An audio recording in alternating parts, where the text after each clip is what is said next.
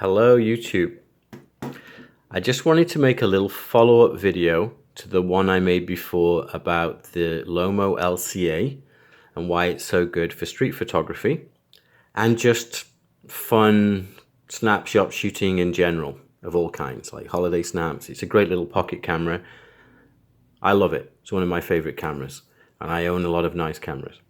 Anyway, what I'd like to say is first and foremost, I always use 400 ISO film, whether it's black and white or color. The reason is because the camera is auto exposure, it's more likely to have a smaller aperture in any given situation with a faster film like a 400. This particular model only goes up to 400. The newer LCA from Lomo, the LCA Plus as it's called, goes up higher than 400, either 800 or 16. I can't remember which, I don't own it. But this goes to 400, so that's why I use it. And that's a perfect daylight film. It's not too fast that you can't use it in daylight, but you can also use it under lower light as well. So a smaller aperture at any given time or shutter speed means you're going to get more depth of field, so the zone focusing is going to be a bit more accurate, basically. One trick I do, because this doesn't have any exposure compensation, there's no way to change the exposure to make it more in a backlit situation. If your subject is standing in front of the sun or in front of lights or something, so the background is brighter than the person or the subject, then you're going to underexpose their face. So exposure compensation, you would increase it in that situation. This camera doesn't have it. So what I do is I cover this little sensor here. This is the light sensor right there, right by where you set the ISO. So I'd put my thumb or my finger right over it and cover it up about halfway. So the sensor would have less light and it would increase the exposure. A little bit of a kind of brutal hack and hit and miss, but it does actually work. The other thing you need to really know about is the zones. So this is the lever that controls the zones. There's only 4 of them, and you've got infinity, 3 meters or 10 feet, 1.5 meters or 5 feet, and 0.8 meters, which is about 2.5 feet. So in normal shooting conditions, you're only really going between these 2 middle ones. So is your subject a little more distant, around 10 feet, 12 feet, 15 feet? Or a little bit closer, more like 5 feet or 7 feet or something like that.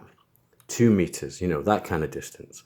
And you can operate this without even looking at it. You can do it in your pocket and you can set up the shot before you even do it, before you even make the shot if you're in a street photography situation. The other thing you can do is, boom, you can turn the camera on right in your pocket. You don't need to look at it.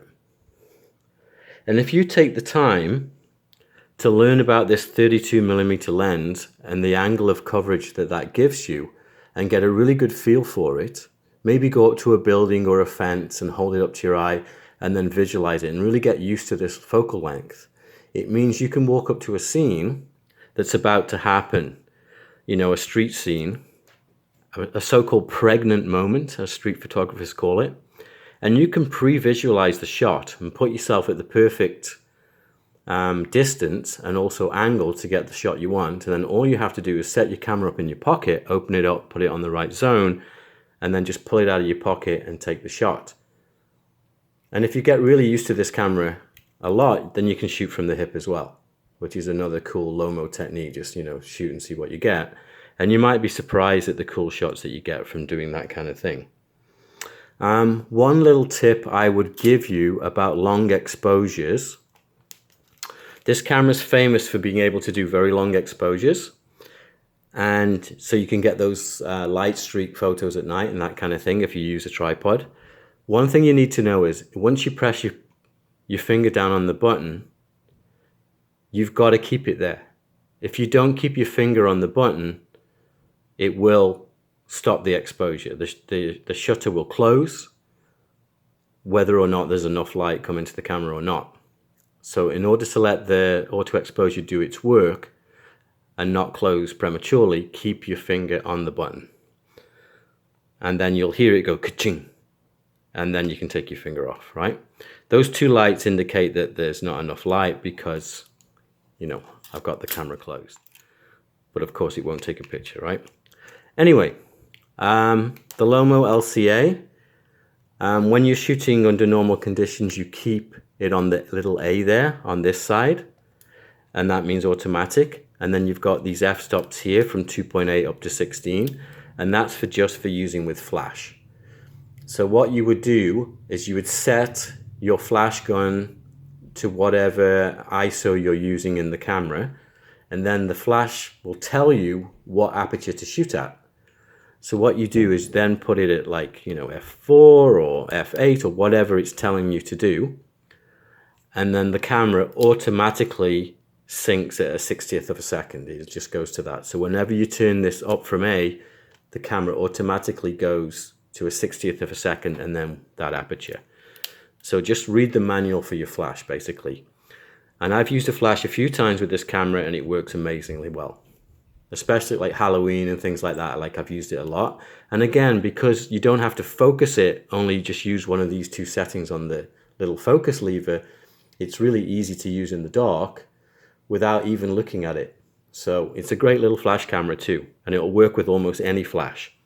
So there you go, there's some shooting tips for the Lomo LC-A original 32mm Minotaur lens, 2.8 maximum aperture. Great little camera, one of my favorites, and please try one. I got this for $50 and I've never been happier for that amount of money. Thank you.